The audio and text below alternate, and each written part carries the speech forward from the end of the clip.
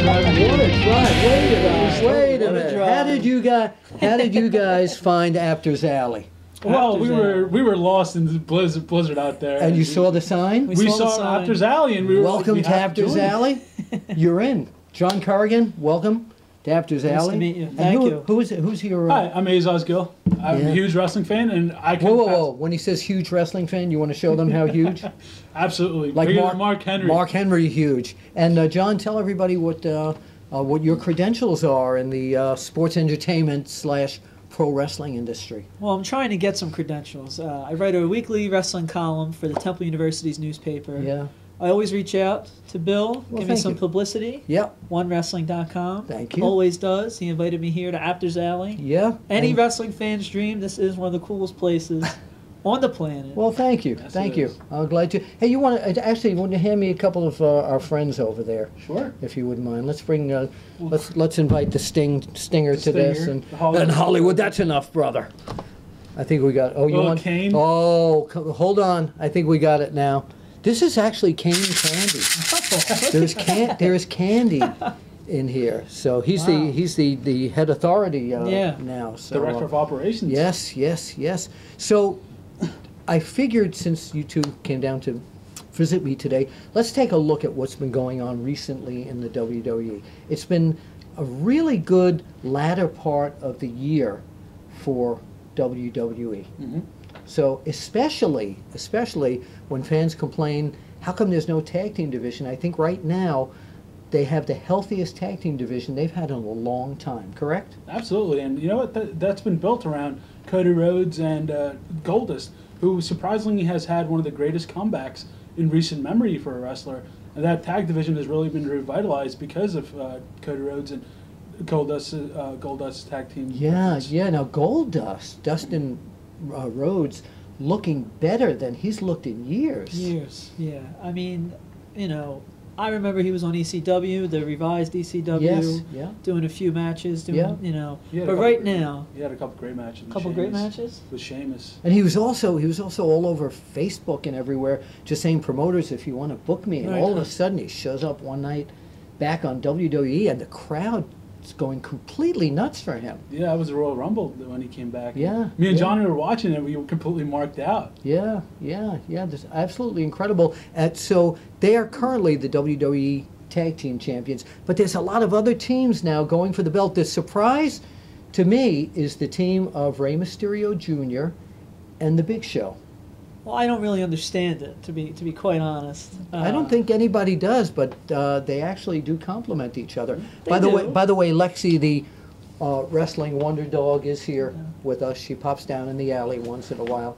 But tell us your impression of Big Show and Rey Mysterio. I like them as a team. I do. I just feel that there's so many times in wrestling where two superstars that were rivals in the past, and certain things you can remember, like anyone that saw Big Show swing Mysterio into the post on a stretcher. Oh, I remember that. Right? You can't. Course, that's an image you won't forget. And then to see them pound around, and there wasn't much storyline on Raw. You're saying there wasn't much transition that made you go like, oh, that's why they're teaming up. Right. But to me, I think they're a terrific team. Yeah. And as you know, Big Show and Mysterio had a non-title match on Monday Night Raw, and they won with the knockout punch. I think the team works just because it's the classic big man, little man combination. Yeah. You go from two extremes. You go from the world's largest athlete to one of the shortest superstars in the WWE. But the thing is, the combination works because their styles are so different. That is true. Now let's talk about the Real Americans. Yes. A lot of people were disappointed that at the TLC pay-per-view that they didn't. The team, of course, the Real Americans are Jack Swagger and Antonio Cesaro, and a lot of people were disappointed that they didn't see Cesaro try and get the giant swing on Big Show.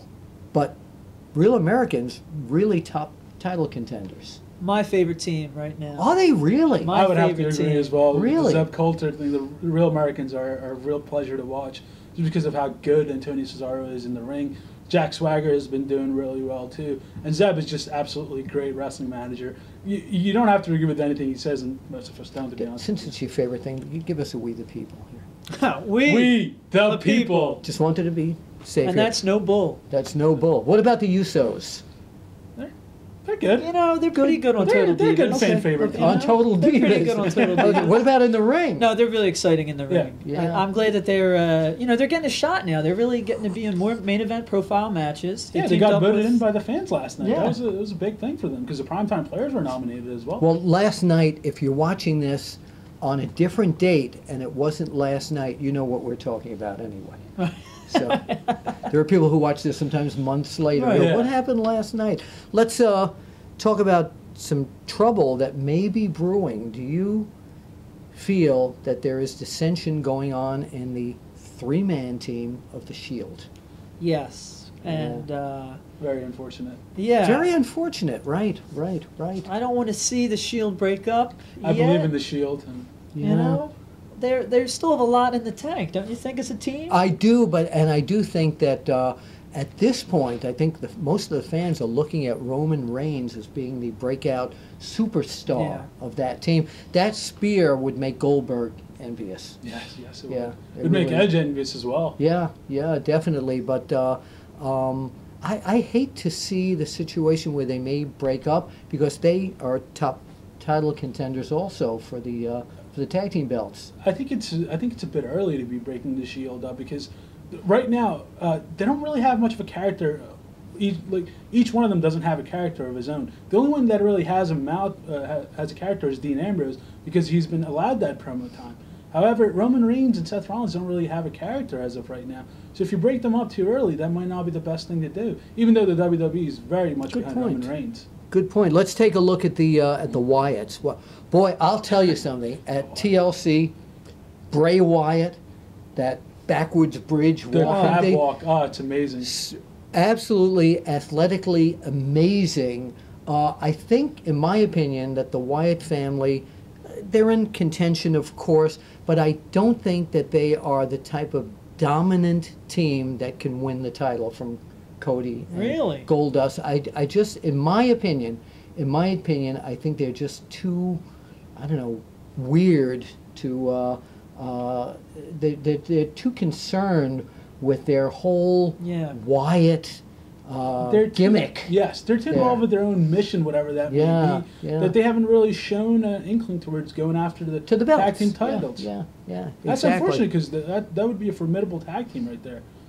Because Eric Rowan and Luke Harper are really good in the ring. They are, but I don't see their focus on the tag team No, titles. no. I see the focus on the Wyatt family. Yes. And of course, we have to discuss while we're talking about tag teams, their obsession with Daniel Bryan. Yeah. What do you think's going on here? I mean, he looks like one of He them, does. doesn't he? He does. He does. He But I does. think Daniel Bryan has made it very clear that he doesn't want to be a part of the Wyatt family, but Bray Wyatt just can't seem to take no for an answer here. Yeah, exactly. All right, let's move on to Curtis Axel and Ryback. Ryback, Another so- kind of unusual teaming there. Well, I mean, is it really that unusual? Two guys who were jilted by the great Paul But Heyman. boy, yes. I mean, yes. they have that to commiserate over, and now all of a sudden, they have that. And they Well, have, the reason being why I say unusual is because both of them were more interested in the single titles than any kind of tag team championship. That's true. Yeah. I don't see them lasting much longer as a team. I think Paul was the glue that held them together. Without Paul, they don't really have much in common. There's no stick in the There's glue. no stick Yeah. in the glue. I think once Brock Lesnar makes his imminent return to the WWE, we will not see much of Ryback after Oh, that's going to be very, very interesting. Okay, we have talked about the tag teams. We will be back on our next segment down here at Apter's Alley with these two gentlemen talking about the single competitors and the challengers for Randy Orton's Champion of Champions Undisputed title. Got to give a point right into the camera there, guys. We'll see you at the matches.